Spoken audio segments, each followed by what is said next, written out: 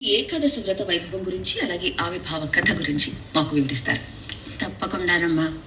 ముందుగా ఈ తొలి ఏకాదశి పర్వదిన వైశిష్ట్యాన్ని లోకానికి అందించాలి అని ప్రయత్నం చేస్తున్నటువంటి భక్తి టీవీ వారిని మనస్ఫూర్తిగా నేను అభినందిస్తున్నాను.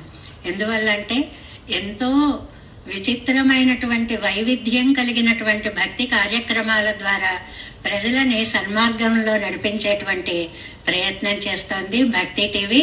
అలాంటి భక్తి టీవీ కార్యక్రమంలో ఇవాళ ఏకాదశి వైశిష్ట్యాన్ని గురించి మనం చెప్పుకోవడం అనేటువంటిది చాలా ఆనందకరమైనటువంటి విషయం తల్లి. ముఖ్యంగా ఈ ఏకాదశికి అధిష్టాన దేవత శ్రీమన్నారాయణుడు. చాలా చక్కగా శేషసేనుడైనటువంటి స్వామిని మన ముందు, మన కనుల ముందు నిలిపారు. అందరూ ఒక్కసారి సేవించుకోండి.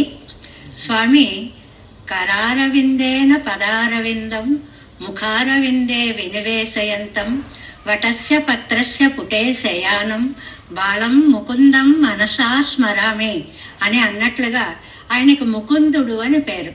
మోక్షాన్ని ఇచ్చేటువంటి స్వామి అని పేరు అన్నమాట. అలాంటి స్వామికి చాలా ఇష్టమైనటువంటి రోజు ఈ ఏకాదశి. అందుకే దీనికి శ్రీహరివాసము అనేటువంటి అందమైనటువంటి నామం కూడా ఉంది. మనకి 24 ఏకాదశులు వస్తాయి. వాటన్నిటికీ కూడా ప్రత్యేకమైనటువంటి నామాలని మన పురాణాలన్నీ కూడా అందించాయి. అధిక మాసాల్లో కూడా, పురుషోత్తమ మాసంలో కూడా అద్భుతమైనటువంటి 2 ఏకాదశుల యొక్క వైభవాన్ని కూడా మనకి పురాణ వాంగ్మయం చాలా చక్కగా అందించిందమ్మా. ఈ ఏకాదశి వ్రతం అనేటువంటిది అన్ని వ్రతాలలోకి కూడా అతి ఉత్తమమైనటువంటి వ్రతం కాబట్టి దీనికి ఒక పేరు పెట్టారు, సర్వవ్రత శిరోమణి. అంటే ఈ ఒక్క వ్రతం చేస్తే చాలు, ఇంకా ఏ వ్రతాలు చేయకపోయినా కూడా మనకి పర్వాలేదు, ముక్తిదా, మోక్షాన్ని ఇచ్చేటువంటి ఏకాదశి అనేటువంటిది. ఇందులో మనం చాలా ప్రసిద్ధంగా 4 ఏకాదశుల గురించి చెప్పుకుంటూ ఉంటాం, వ్రత నియమాలు పాటిస్తూ ఉంటాం. అందులో ఈ ఆషాఢ శుద్ధ ఏకాదశికి తొలి ఏకాదశి అని పేరు. ఒకప్పుడు ఈ మాసం నుంచే సంవత్సరాన్ని లెక్క పెట్టడం అనేటువంటి పద్ధతి ఉండేదిట. అందువల్ల దీనికి తొలి అనేటువంటిది మాట వచ్చింది అని ఒకటి చెప్తారు. రెండవది ఏమిటంటే, శ్రీ మహావిష్ణువు ఈ సృష్టి కార్యక్రమాన్ని అంతటినీ కూడా నిర్వహించడం కోసము ఆ శేష శయనత్వాన్ని స్వీకరించడానికి యోగ నిద్రలోకి ప్రవేశించేటువంటి మొట్టమొదటి ఏకాదశి కాబట్టి దీనికి శయన ఏకాదశి అనేటువంటిది కూడా చాలా అందమైనటువంటి పేరు వచ్చింది. 4 నెలల తర్వాత కార్తీక మాసం వచ్చిన తరువాత లేచేటువంటి నిద్ర లేస్తాడు కాబట్టి దానికి ఉత్థాన ఏకాదశి అనేటువంటి పేరు కూడా వచ్చింది. అలాగే మనకి మార్గశీర్షంలో ముక్కోటి ఏకాదశి, తర్వాత మాఘంలో భీష్మ ఏకాదశి, ఇవి చాలా విశేషంగా మనం చెప్పుకుంటూ ఉంటామమ్మా. కాబట్టి వ్రతాలకి శిరోమణి అయినటువంటి ఏకాదశి రేపు మనం చేసుకునేటువంటి తొలి ఏకాదశితో ప్రారంభం అవుతుంది ఈ పవిత్రమైనటువంటి కాలం అంతా కూడా. ఇంకొకటి, చక్కగా వాతావరణంలో మార్పు వచ్చేటువంటి సమయం కాబట్టి ఈ ఏకాదశికి ఆ వ్రత ఆచరణకి ఉన్న సంబంధాన్ని కూడా మనం ఇప్పుడు చెప్పుకోబోతున్నాం. తప్పకుండా అమ్మా. ఇక ఈ తొలి ఏకాదశి వ్రతాన్ని ముందుగా చేసిన మహనీయులు ఎవరమ్మా? చాలా బాగుంది తల్లి. ఎంతో మంది మహానుభావులు ఏకాదశి వ్రతాన్ని చేసి తరించారమ్మా. మనకి భాగవతాది గ్రంథాలన్నీ తీసుకుంటే రుక్మాంగదుడు, అంబరీషుడు మొదలైనటువంటి రాజులు. కానీ వాళ్లే కాదు, కువలాశ్వుడు అనేటువంటి మహారాజు, అంతేకాదు విశ్వగంధి, హరిశ్చంద్రుడు, నలుడు, పృథు చక్రవర్తి, మాంధాత, సగరుడు, రాముడు, నహుషుడు, భరతుడు, పురూరవుడు, ఇలా చెప్పుకుంటూ వెళితే ఒక పెద్ద క్రమం. ఎంతమందినో చెప్పుకోవాల్సి వస్తుంది. ఎందువల్లంటే వీరందరూ కూడా తమ ధర్మ పరిపాలనకి ఏకాదశి వ్రతాన్ని ఒక ఆలంబనంగా చేసుకుని రాజ్యంలో ధర్మాన్ని స్థాపించినటువంటి చక్రవర్తులు, మహారాజులు అన్నమాట.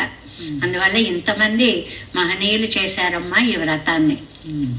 అయితే ఇప్పుడు ఈ వ్రతాన్ని చేయడానికి అర్హత ఎవరికి ఉందమ్మా? చాలా బాగుంది.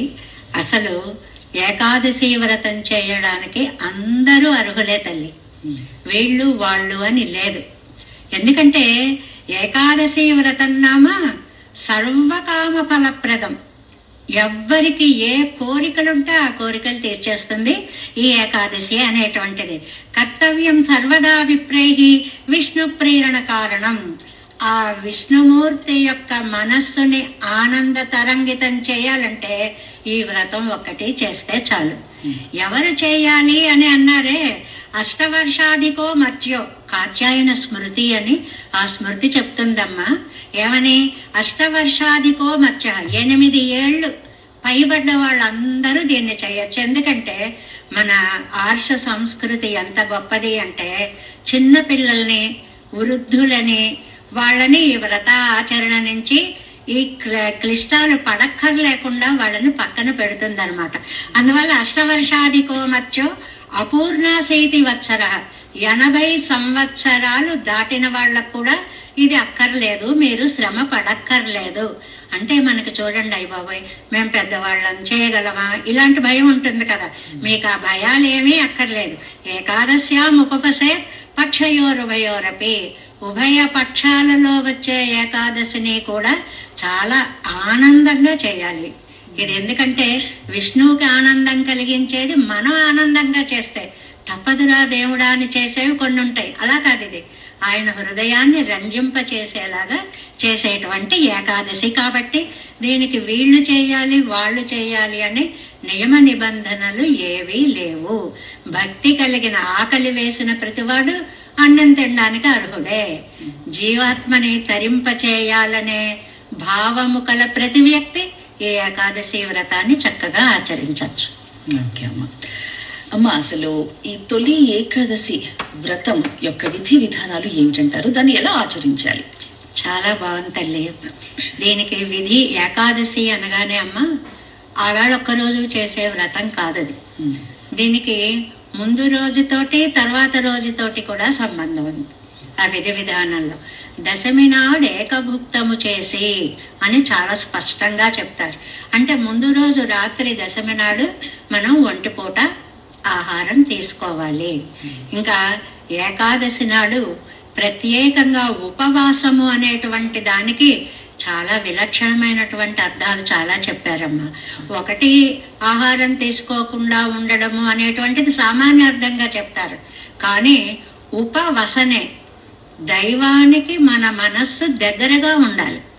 అంటే ఆ ఆలోచనలతో, ఆ చింతనతో మన నిత్య విధానం అంతా కూడా చాలా చక్కగా గడపాలి అనేటువంటి విశిష్టమైనటువంటి అర్థాన్ని ఇచ్చేటువంటిది. కాబట్టి ఆ 3 పూటలా కూడా ఏకాదశి నాడు పరమాత్మ యొక్క శ్రవణం, కీర్తనం, విష్ణుస్మరణం, పాదసేవనం, అర్చనం, వందనం, దాస్యం, సఖ్యం, ఆత్మనివేదనం అనే నవవిధ భక్తి మార్గాల ద్వారా ఎవరెవరికి ఏ మార్గం, ఒక్కొక్కళ్ళకేమో పూజ చేయడం ఇష్టం ఉంటుంది, ఒక్కొక్కళ్ళకి మౌనంగా కూర్చొని ధ్యానం చేసుకోవాలి అని ఉంటుంది, ఒక్కొక్కళ్ళకి సంకీర్తన చేయాలి అని ఉంటుంది. ఎవరికి ఏది ఇష్టమైతే తద్వారా ఆ భగవద్భక్తికి అంగములైనటువంటి నవవిధ మార్గాలలో కూడా పరమాత్మని ప్రసన్నం చేసుకోవడమే ఇందులో ముఖ్యమైనటువంటి విధి విధానం. అలాగా ఆ రోజంతా గడిపి ఆ రాత్రి జాగరణ చేయాలి. అది చాలా ముఖ్యమైనటువంటి విషయం అన్నమాట. ఎందువల్ల అంటే మనం చేయవలసినటువంటివి 3 విషయాలున్నాయి అని అంటారు. ఏమిటా 3 విషయాలు అని అంటే, ఒకటేమో ఉపవాసము, రెండవదేమో సంకీర్తనము, మూడవదేమో జాగరణ.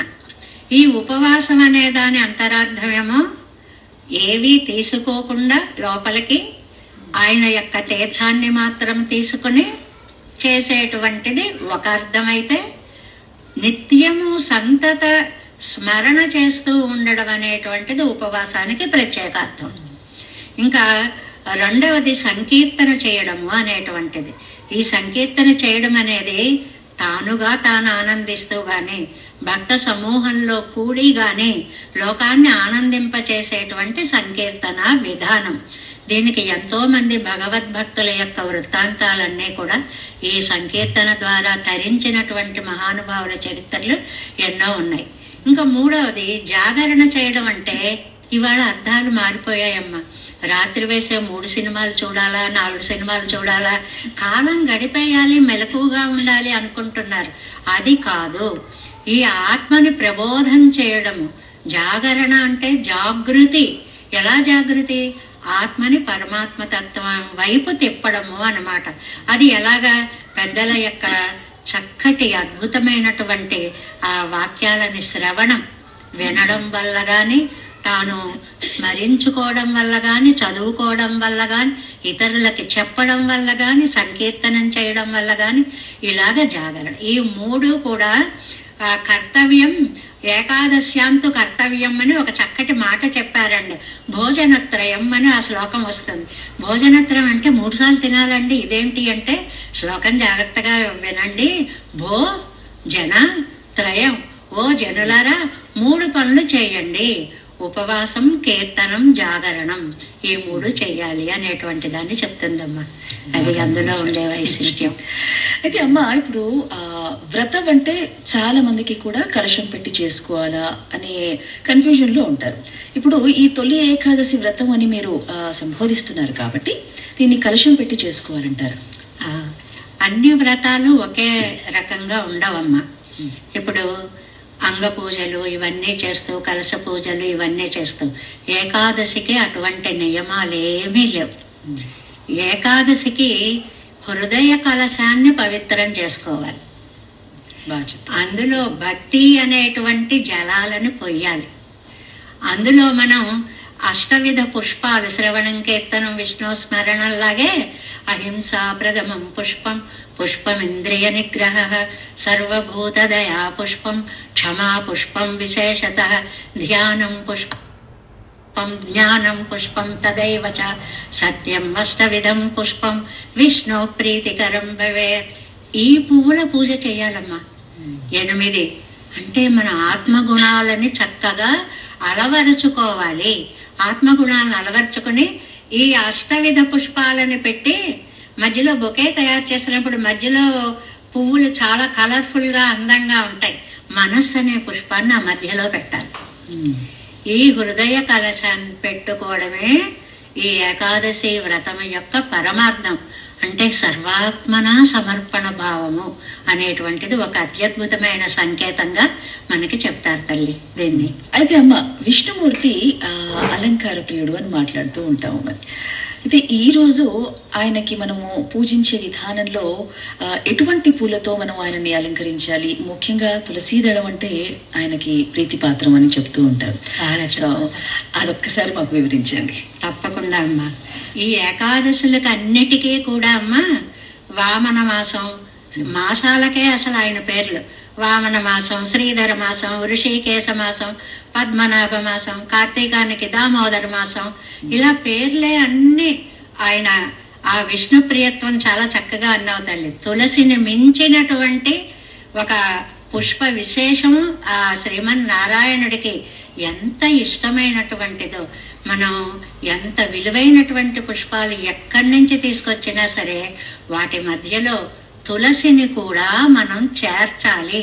అందుకే మనం చూడండి ఇక్కడ ఒక్కసారి తులసిమాలను చక్కగా ఎలాగా ఏకాదశి తులసి ఇవి 2 ఆయనకి హృదయ స్థానము అని చెప్తుంది పురాణం. ఆ వారం ఎంత ఇష్టమో ఈ పుష్పం, తులసి పుష్పం కూడా. అందులో తులసి కూడా చివర పువ్వులు వచ్చి ఆ పువ్వుల్లో మధు ఉండి దాని నిండా తుమ్మెదలు చక్కగా ధ్వని చేస్తూ ఆ వర్ణనం చేస్తాయమ్మా. ప్రబంధాలు గాని, దివ్య ప్రబంధాలు గాని, ఆళ్వార్ల శ్రీ సూక్తులు గాని ఇవన్నీ కూడా ఈ తులసి వైభవాన్ని చాలా అద్భుతంగా చెప్తాయి. ఎందువల్లంటే అది ఆయన శ్రీపాదాల మీద ధరిస్తాడు, గుండెల మీద ధరిస్తాడు, కిరీటంలోనూ ధరిస్తాడు అనేటువంటి పాసురాలు మనకి చాలా కనిపిస్తాయి. అందువల్ల తులసి పూజ అనేటువంటిది చాలా విశిష్టమైనటువంటిది. దానితో పాటు మిగిలిన పువ్వులన్నీ చేయాలి. ఇక్కడ మనం ఇంకో విషయం కూడా చెప్పేసుకుందాం. ఏమండి ఈ పువ్వులు పనికొస్తాయి, ఈ పువ్వులు పనికిరావు నియమం ఉందా అని అన్నారు కదా. ఒక్కటమ్మా, ఆ పువ్వుల సేకరణలో మనకి ఎక్కడ కష్టం కలుగుతుందో, ముళ్ళు గుచ్చుకుంటాయో అని అవి వద్దన్నారే తప్ప ఆయన పూజకి అనర్హమైనటువంటి పువ్వులే లేవు తల్లి. అన్ని పువ్వులు చాలా చక్కగా ఆయన పాదసేవకి ఉపయోగించవచ్చు మనం. అందులో సంకేతంగా ఏం చెప్పారు, మీరు పైకి ఈ పువ్వులు పూజ చేయండి, కానీ ఒక్కొక్క పువ్వుని ఒక్కొక్క ఆత్మగుణంగా మలుచుకోండి. అహింస ప్రథమం పుష్పం, మొట్టమొదటి పుష్పం అహింస. అంటే నేను మనోవాక్కాయ కర్మలతో ఎవ్వరిని బాధ పెట్టను, అది పెద్ద పువ్వు సమర్పించినట్లమ్మా. అలాగే అన్ని పువ్వులకి సర్వం అష్టవిధం పుష్పం విష్ణోహో ప్రీతికరం, అలాంటి పూలతో పూజ చేయాలి. అది ముఖ్యంగా పెట్టుకొని ఒక్క తులసి దళాన్ని మనం సమర్పించిన ఆ వాళ్ళ రుక్మిణీదేవి కథనంతటినే మనం ఒక్కసారి స్మరించుకోవచ్చు అన్నమాట. బాగా చెప్పారమ్మా. ఇక చాతుర్మాస వ్రతం ఇంకా ఈ రోజు మొదలుకుంటే మనకు కార్తీక శుద్ధ ఏకాదశి వరకు కూడా మనం దాన్ని కొనసాగిస్తాం. ఈ చాతుర్మాస వ్రతం అంటే ఏమిటమ్మా అసలు? బాగుంది. ఈ ఆషాఢ శుద్ధ ఏకాదశి నుంచి కార్తీకం దాకా 4 నెలలమ్మ. చాతుర్మాస్యము అంటే 4 నెలలు అని. ఈ 4 నెలల్లో మనకి ఆధ్యాత్మికమైన ఎన్నో అర్థాలు చెప్పారు. లౌకిక జీవనంలో కూడా వర్షార్థమష్టవు ప్రేతేత మాసాన్నని ఒక అందమైన పురాణ శ్లోకం ఉంది. సంవత్సరానికి 12 నెలలైతే ఈ 4 నెలల కోసమని మిగిలిన 8 నెలలు పనిచేయాలి. పూర్వం చూడండి, ఇప్పుడంటే విధానాలు ఆధునిక సౌకర్యాలు అన్ని కూడా మారిపోయాయి. అప్పుడైతే చూడండి, కట్టెలు అవన్నీ కూడా మిగిలిన 8 నెలల్లోనూ మనకి వీధి సావిళ్లలో వాటిల్లో పెట్టేసుకునేవారు. వర్షాకాలంలో మళ్ళీ ఎండు దొరుకుతాయి దొరకవు అని. అంటే 4 నెలల కోసం మిగిలిన కాలాన్నంతటిని వాటిని సంపాదించుకోవడంలో ప్రయత్నం చేయాలన్నట్లుగా ఈ ఆధ్యాత్మిక జీవితంలో కూడా మనం మిగిలిన కాలాన్నంతటినీ ఈ పవిత్ర కాలం కోసం, పుణ్య సేకరణ కోసం ప్రయత్నం చేయాలి అనేటువంటిది అన్నమాట. ఈ చాతుర్మాస్యం అనేటువంటిది ఎంత గొప్పది అని అంటే, యతులందరూ కూడా చాతుర్మాస్య వ్రతాన్ని ప్రారంభిస్తారమ్మా. ఇక్కడ ఇంకొక భౌతికంగా మనం చెప్పుకోవలసినది, వాతావరణంలో మార్పు వచ్చే సమయం. అంతవరకు ఎండలు అడావిడి అవన్నీ చేస్తూ ఇక్కడికి వచ్చేటప్పటికి నెమ్మదిగా వర్షాలు, ఈ వాతావరణ మార్పులో అనారోగ్యాలవి రాకుండా ఉండడం కోసం కూడా ఒక చోట 4 నెలలు ఒకే చోట స్థిరంగా ఉండి యతీశ్వరులైనటువంటి వాళ్ళు లోకాన్ని తరింపజేయడం కోసం ఎన్ని నియమాలు పెట్టుకుంటారమ్మా. ఒకటేమో 8 నెలలు దేశ సంచారం అంతా చేసిన 4 నెలలు ఒకే చోట ఉండి, దీన్ని కటాక్షాన్ని వర్షంతో పోలుస్తారమ్మా. వర్షం ఒక్కొక్కసారి టపటపటపా చినుకులు పడుతుంది, ఒకసారి వరుసగా 3-4 రోజులు కురుస్తుంది. అలాగే యతీశ్వరులు ఆ ఊరు వెళ్ళి అక్కడ చెప్పి ఇక్కడ చెప్పి లోకాన్నంతటినీ తరింపచేస్తారు. చాతుర్మాస్య వ్రతంలో ఒకే చోట వేంచేసి ఉండి వారు తమ యొక్క ఆధ్యాత్మికమైనటువంటి భావ వర్షాన్ని కురిపించి ఈ చేతనుల యొక్క హృదయం అనే సస్యాలని చక్కగా పండింపచేస్తారు అన్నమాట. దానికోసం వాళ్ళు ఎన్నో నియమాలమ్మ. 4 నెలల్లో, ఒక నెలలో పప్పు ధాన్యాలు తినకూడదు అంటారు, ఒక నెలలో ఆకుకూరలు తినకూడదు అంటారు, ఒక దాంట్లో పెరుగు, ఒక దాంట్లో నెయ్యి, ఇలాగా. ఎందువల్ల ఇది? ఇవన్నీ కూడా ఆరోగ్యానికి సంబంధించినటువంటిది. మన ఆయుర్వేద శాస్త్ర ప్రకారం మండలానికి శరీర తత్వం యొక్క నిర్ణయం జరుగుతూ ఉంటుంది కదా. ఇవి తినడంలో మనకి శరీరంలో అనేకమైన మార్పులు వస్తూ ఉంటాయి.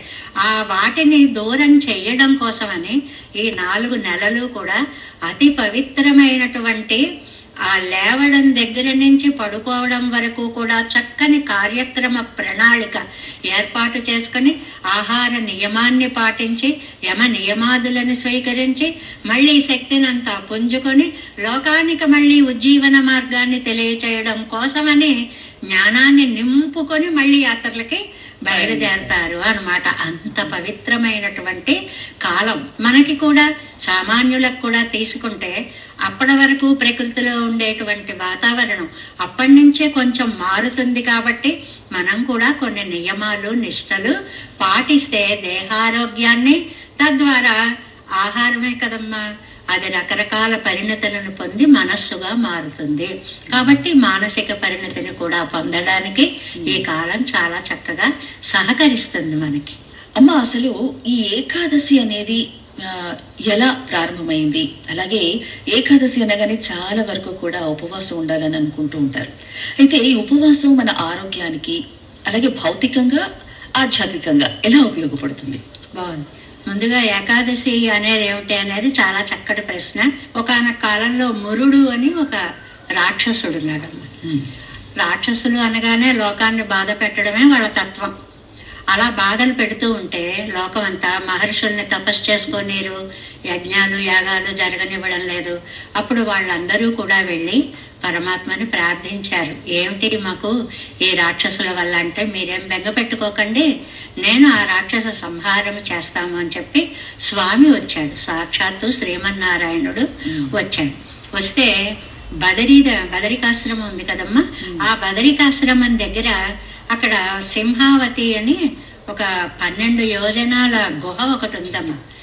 మనకి ఇప్పుడు కూడా మనం చూడొచ్చు దాన్ని. ఇప్పుడు ఆ గుహ అది చాలా ప్రత్యేకత. అక్కడికి వెళ్ళేటప్పటికి స్వామి ఏం చేశాడు, ఈ మురాసురుడితో పోట్లాడుతూ లోపలికి వెళ్ళి కాసేపు ఎప్పుడే ఎక్కడ వస్తాడులే అని కాసేపు శయనించాడు. అంటే రక్ష తీసుకున్నాడు. అంటే అంత అలవోకగా రాక్షస సంహారం చేస్తాడు అని అనడానికి గుర్తు అన్నమాట. సరే, ఈ మురాసురుడు లోపలికి వెళ్ళేటప్పటికి ఆయన శరీరంలోంచి ఒక దివ్య కాంతి ఒక స్త్రీ రూపాన్ని ధరించి వచ్చింది. ఆ కాంతికి ఏకాదశి అని పేరు. ఆవిడ స్వామి శయనించారు, ఆయనందుకు నువ్వు ఆ నిద్ర నుంచి లేపడము నాతో చెయ్యి చాలు అని చెప్పి అతనితో యుద్ధం చేసి అతన్ని వధించింది. అప్పుడు స్వామి కళ్ళు తెరిచి, నీకు నేను వరమిస్తున్నాను తల్లి, ఇవాళ నుంచి నువ్వు ఏకాదశి తిథికి అధిష్టాన దేవతగా ఉంటావు. అందువల్ల రెండవది, నీ నేతృత్వంలో జరిగినటువంటి ఉపవాసాలు గాని పూజాధికాలు గాని మోక్షాన్ని ఇస్తాయి లోకానికి.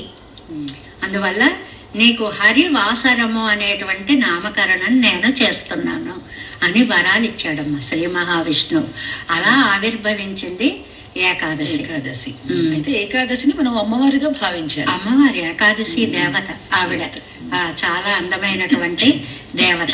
ఎందుకంటే ఆ ఏకాదశి నాడు ఆహార నియమాలు ఎందుకు అని అడిగారు కదా. మామూలుగా భౌతికంగా చూసుకుందాం, ఆయుర్వేద శాస్త్రం ప్రకారం, ఆరోగ్య శాస్త్రం ప్రకారం చూసుకుంటే 14 రోజులు శరీరము ఒక యంత్రంలాగా పనిచేసిన తరువాత జీర్ణ వ్యవస్థ 15వ రోజున దానికి గనక విశ్రాంతిని ఇస్తే అది శరీరంలో ఉండేటువంటి మాలిన్యాన్నంతటిని దూరం చేసి మళ్ళీ పూర్వపు శక్తిని అది పుంజుకుంటుంది. ఏదైనా అంతే కదమ్మా, కంటిన్యూస్ గా చేసేటప్పుడు వరుసలో కొంత విశ్రాంతిని ఇస్తే అది మళ్ళీ వేగాన్ని పుంజుకుంటుంది. అలాగ పైకి అర్థం తీసుకుందాం. అందువల్ల ప్రతి 14 రోజులకి పక్షంలో 15వ రోజున ఈ ఏకాదశి ఉపవాసం చేయడం అనేటువంటిది ఒక నియమంగా పెట్టారు. రెండవది ఏదంటే, ఇది హరివాసరము అని స్వామి వరం ఇచ్చాడు కాబట్టి ఆయనకి ఇష్టమైనటువంటి రోజున ఆయనకి ఇష్టమైనటువంటి పద్ధతిలో పూజా విధానాలు గనక చేస్తే దానికి మోక్షద అనే పేరు ఉంది కాబట్టి, ముక్తిని ఇస్తుంది కాబట్టి ఈ వ్రతాన్ని చేయాలి అనేటువంటిది కూడా. ఇలా చేసినటువంటి మహానుభావులు ఎన్నో పరీక్షలకు గురయ్యారమ్మా. వాళ్ళ చరిత్ర కూడా చెప్పుకుందాం మనం. ఎందువల్లంటే రుక్మాంగదుడు అని ఒక రాజు ఉన్నాడు.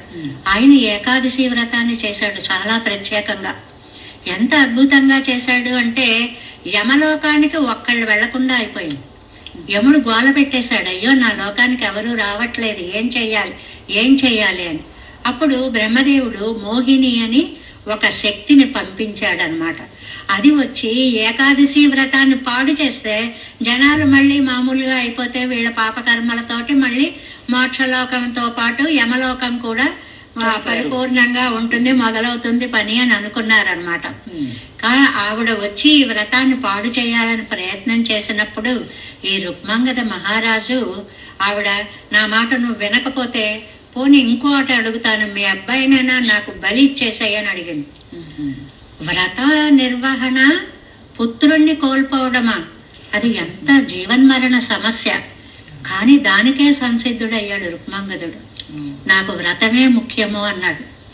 అప్పుడు కుమారుణ్ణి చంపబోతుంటే విష్ణువు ప్రత్యక్షమై, నాయన నువ్వు ఇంత అద్భుతంగా ఈ ఏకాదశి వ్రతాన్ని చేసావు కాబట్టి మీకు అందరికీ మోక్షాన్ని ప్రసాదిస్తున్నాను అని. మరి నా మాట ఏమిటి అంది కైసికి. ఈవిడొచ్చింది కదా, నా మాట ఏమిటి అంటే, నీకు ఏకాదశి నాడు దశమితో కూడిన ఏకాదశి చేయకూడదమ్మా. ఇది చాలా ముఖ్యమైన విషయం. దశమి విద్ధ ఏకాదశి అంటారు. ఆ విద్ధ దశమితో కూడిన చోట ఈ కైసికి మోహిని అనేటువంటి ఈవిడికి స్థలం ఇచ్చారనమాట. నువ్వు ఇక్కడ ఉండు, దానితో కలిసిన ఏకాదశి వ్రతం చేయకూడదు పూర్తిగా. అందుకే ఏకాదశికి మిగులు చేస్తూ ఉంటారని.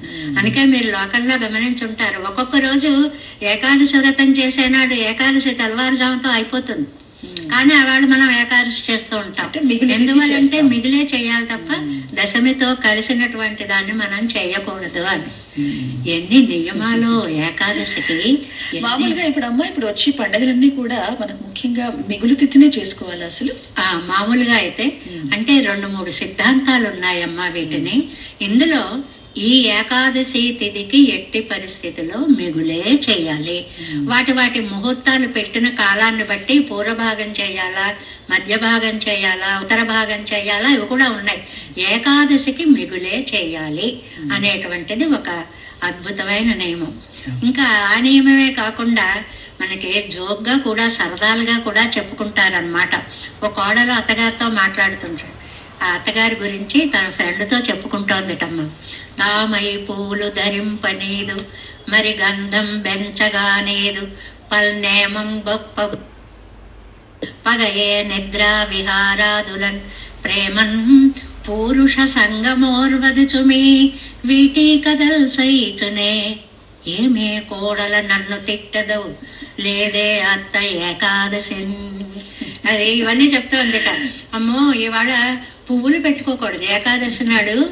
ఇవన్నీ అమ్మ చక్కగా లోపల అంతరార్థాన్ని తెలుసుకుంటే శృంగార క్రియకి ప్రేరణ చేసేటువంటి అలంకారాలన్నీ దూరంగా ఉండాలి అని చెప్పడం దీని పరమార్థం అన్నమాట. అందుకని గంధం పెంచగానేది నియమం గొప్ప, నియమంగా తినాలి, కొంచెమే తినాలి అనేటువంటిది. నిద్రా విహారాదులు ఉండకూడదు, ఎంతసేపు భగవద్ధ్యానమే చేయాలి. ఇలాగా అమ్మో ఇంకా మా వారి మాట అని ఏమిటే నన్ను అంటున్నావు అని అత్తగారు వచ్చిందట. లేదే అత్త ఏకాదశి. అబ్బాయి అత్తయ్య నిన్ను కాదు, ఇవన్నీ ఏకాదశి నియమాలు అని. అంటే అప్పుడు పరిపాలించినటువంటి రంతిదేవుడు మొదలైనటువంటి మహారాజులందరూ కూడా ఈ ప్రజా జీవితంలో ఒక భాగం చేసేసారమ్మా ఏకాదశి వ్రతాన్ని అంత అద్భుతంగా. తొలి ఏకాదశి రోజు స్వామి వారికి ఎటువంటి నైవేద్యాలు సమర్పించాలి? తప్పకుండా ఇప్పుడు ఈ నైవేద్యానికి వెళ్లే ముందు ఏకాదశి చివరి భాగం కూడా మనం అక్కడ చూసుకోవాలన్నమాట. ఏకాదశి వ్రత నియమం ఎంత ముఖ్యమో ద్వాదశ పారణం కూడా అంత ముఖ్యమైందమ్మా. ద్వాదశులు కూడా అష్టద్వాదశి ఉత్సవము అని చేస్తారమ్మా ప్రత్యేకంగా. ఆ ద్వాదశులకు కూడా విచిత్రమైనటువంటి ఎన్నో మహిమాన్వితములైనటువంటి పురాణ కథలు. అగ్ని పురాణం చెప్పింది, వరాహ పురాణం చెప్పింది, ఎన్నో కథలు చెప్పింది. ఈ ద్వాదశి రోహిణి నక్షత్రం నాడు వచ్చింది అనుకో అమ్మ. దాన్ని రోహిణి అంటే కృష్ణుడి యొక్క నక్షత్రం కాబట్టి జయంతి అంటారు. కృష్ణుడికి మాత్రమే వాడే పదం కృష్ణ జయంతి అనేటువంటి. ఇప్పుడు అందరికీ వాడేస్తున్నాం మనం, కానీ అది ఆయనదనమాట. అది ఉన్మీలన ద్వాదశి, తర్వాత త్రిస్పృశ ద్వాదశి, పక్షవర్ధని, జయ, విజయ, ఇలాగా రకరకములైనటువంటి ఈ ద్వాదశి వ్రత మాహాత్మ్యాన్ని పాటించిన అంబరీషుడు కదా భాగవతంలో చాలా ప్రసిద్ధమమ్మ. దుర్వాస మహర్షి వస్తే ఆయన ఎప్పటికీ స్నానం చేసి రాకపోతే అయ్యో ద్వాదశ గడియలు వెళ్ళిపోతున్నాయని తీర్థాన్ని తీసుకుంటారు అంబరీష మహారాజు. ఆయన కోపం వచ్చేస్తుంది. వెంటనే ఏం చేస్తాడు, జుట్టు ఒకటి తీసి కృత్యగా ప్రయోగిస్తాడు. అది వెంట పడుతుంది. అప్పుడు ఆయన నమస్కారం చేసేటప్పటికి సుదర్శన శతకాన్ని ఒక్కసారి చదివి ఆయనకి నమస్కారం పెట్టేటప్పటికి అది ప్రయోగించినటువంటి దుర్వాసుడి మీదకే వస్తుంది మళ్ళీ. అప్పుడు ఆయనకి ఏం చేయాలో తెలియదు. అప్పుడు ఆ విష్ణుమూర్తి దగ్గరికి అన్ని లోకాలు తిరిగి చివరికి విష్ణుమూర్తి దగ్గరికి పెడతాడు. అంటే ఆయన అంటాడు, అహం భక్త పరాధీన అస్వతంత్ర. అబ్బే నేను భక్త పరాధీనుణ్ణి, ఆయన్నే అడుగు నువ్వు అంటే అతని దగ్గరికి వెళితే అతను శాంతింపచేస్తే శాంతించింది. ద్వాదశి వ్రతం కూడా, ఏకాదశి ఎంత గొప్పదో అంటే దశమి నాడు ఏకభుక్తం, ఏకాదశి ఉపవాసం, ద్వాదశి పారణం దాకా ఈ 3 కలిపినటువంటి ఉత్సవమే ఏకాదశి వ్రతోత్సవంగా మనం చెప్పుకోవాలి అని అన్నమాట. అది విశేషం. ఇంకా ప్రసాదాల దగ్గరికి వస్తే అమ్మా, ఉత్తమమైనటువంటి పద్ధతి ఫలములు మాత్రమే ఇవ్వాలమ్మా.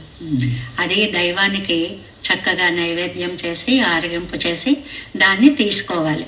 కానీ మనకి ఎక్కడికి మన ఆర్షధర్మం ఎంత గొప్పది అంటే, ఎక్కడ వీళ్ళు ఇబ్బంది పడిపోతారో ఏవో కొంత వెసులుబాటు ఇద్దామనేటువంటి సిద్ధాంతం మనది. అందువల్ల ఏదైనా మీరు రోజుకి 3 పూట్ల తినేవాళ్ళు అనుకోండి, ఆ రోజు ఒక్క పూటతో ఇవన్నీ తర్వాత వచ్చినవమ్మ. ఎందుకంటే దాని మీదే దృష్టి పెట్టుకుని ఆ రోజు గడిపే కంటే మళ్ళీ ఏకాదశి వచ్చేస్తుంది, ఇవాళే పులిహార చేసి మళ్ళీ ఏదో వస్తుంది, దాని మీద దృష్టి పెట్టుకోవడం కాదు. అందువల్ల మితమైనటువంటి ఆహారం తీసుకోండి, అది ప్రసాద రూపంగా తీసుకోండి. అది ఫస్ట్ జలంతో అంటే తీర్థాదులు, ద్రవాలు, ఫలరసాలు ఇత్యాదులు తీసుకోవడాలు, తర్వాత కొంచెం ఫలాలవి తీసుకోవడాలు. ఇంకా వృద్ధులైతే ఈ మధ్య ఒక మాట వింటున్నాం, అన్నం భిన్నం చేసుకు తినండి. అది ఎక్కడా లేదమ్మా. అన్నం భిన్నం చేసుకుంటే అన్నం కూడా అన్నంకి రెట్టింపు అయిపోతుంది ఆ ప్రసాదం. అది 3 రెట్లు తీసుకుంటే ఇంకా అది ఉపవాసంతో ఏం లెక్క వస్తుంది. కాబట్టి అది కాదు, భోగ సంకోచత్వం ఉపవాసం, దాని నిర్వచనం అలా ఇచ్చారు తల్లి. మీరు తినేటువంటి దాన్ని తగ్గించుకోవాలి చక్కగా. దేంతో కడుపు నింపుకోవాలి మరి? పాదేయం పుండరీకాక్ష నామ సంకీర్తనామృతం, ఆయన యొక్క నామ సంకీర్తనామృతంతో కడుపు నింపుకోండి. ఎలాగూ చిన్నపిల్లలకి పెద్దవాళ్ళకి వాళ్లే అవకాశం ఇచ్చారు, మీరు ఏదో ఒకటి తీసుకోవచ్చు అనేటువంటిది. మిగిలిన వారు కూడా భక్తి భావముతోటి, భగవన్ నామముతోటి ఏదైనా ఈ 3 పనులు కూడా ఉపవసతి, ఆయన చింతనతో మనసు ఆయన పాదాల మీద పెట్టాలమ్మా, ఆత్మసమర్పణ చేయాలి. అదే ఉపవాసం యొక్క తత్వం తప్ప దాని మీద దృష్టి పెట్టుకుని ఎప్పుడు తెల్లవారుతుందా అని అలా చేసేటువంటిది ఉపవాసము కాదు అనేటువంటిది. కాబట్టి ద్వాదశి నాడు తప్పనిసరిగా ఒక విశేష ప్రసాదాన్ని చేసి దాన్ని ఆరగించి, అసలు ద్వాదశి నాడు ఏకాదశి నాడమ్మా మంచి దానాలు చేయాలని కూడా అగ్నిపురాణం చెప్పింది. ఆ దానం కూడా నేను వీడికి ఇది ఇస్తే వాడినేకేమిస్తాడు, భగవద్గీతలో చెప్తాడే, దాతవ్యమితి యద్దానం దీయతే అనుపకారణే దేశే కాలేచ పాత్రేచ. ఇచ్చేవాడు అర్హుడైన వాడికి ఇవ్వాలి, మంచి సమయంలో ఇవ్వాలి, మంచి వస్తువులు ఇవ్వాలి, మళ్ళీ మనం ఏదో కోరుకోకుండా ఇవ్వాలి. ఇలాంటి దానాదులన్నీ మిగిలిన రోజుల్లో చేసిన దానికంటే అది 1000 రెట్లు ఫలితం ఇస్తుంది. కాబట్టి ఏకాదశిని ఇలాంటి పవిత్రమైనటువంటి భావాలతో సత్కర్మలతో చక్కగా గడపాలి అనేటువంటిది దీని పరమార్థం తల్లి. బాగా వివరించారు అమ్మా. తొలి ఏకాదశి పండుగని పురస్కరించుకొని అసలు భగవంతుడికి ఇష్టమైనదే నామ సంకీర్తన. అందులో ఏకాదశి అంటే సంకీర్తనామృతంతో కడుపు నింపుకోవాలని మనం ఇప్పుడే చెప్పుకున్నాం. కాబట్టి ఆయన నామమే మనకి ప్రాణం అనేటువంటిది చిన్న బ్రహ్మానంద భజన్లో ఒక చిన్న పాట ఒకటి ఉంది, ఆ పల్లవి ఒక్కటే వినిపిస్తాను తల్లి. కృష్ణ నీ పేరెంతో మధురమురా, నందలాల నీ పేరెంతో మధురమురా, బృందావన చంద్ర నీ పేరంటే నాకెంతో ప్రాణమురా, శ్రీకృష్ణ నీ పేరెంతో మధురమురా, నాడు ఒంటరిని నేడు ఒంటరిని రేపు ఒంటరిని కృష్ణ కృష్ణ కృష్ణ కృష్ణ, నాడు ఒంటరిని నేడు ఒంటరిని రేపు ఒంటరిని కృష్ణ నాకెంతో నాకెవరు లేరిక కృష్ణ, అనుదినము నీ నామ స్మరణే వీడని జంటర కృష్ణ, వీడని జంటర కృష్ణ. కన్నయ్య గిరిధారి నందలాల నీ పేరెంతో మధురమురా, బృందావన చంద్ర నీ పేరంటే నాకెంతో ప్రాణమురా. ఆహా, జై శ్రీకృష్ణ. చాలా అద్భుతంగా పాడారమ్మా.